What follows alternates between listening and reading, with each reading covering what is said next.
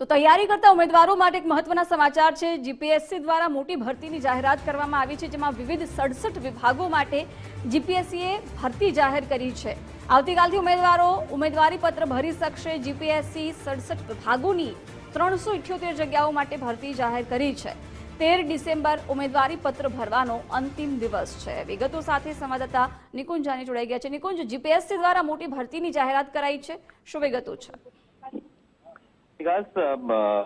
GPSC દ્વારા 67 વિભાગો જે છે તેના માટેની ભરતી બહાર પાડવામાં આવી છે અને 378 જેટલી જગ્યાઓ છે જેના દ્વારા જીપીએસસી દ્વારા ભરતી લઈને જાહેરાત થઈ છે।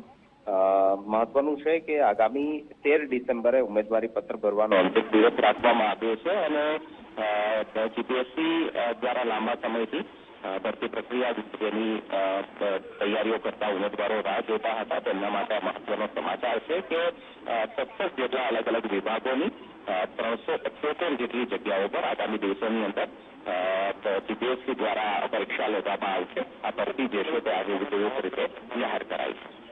જી નિકુંજ, આભાર જાણકારી માટે।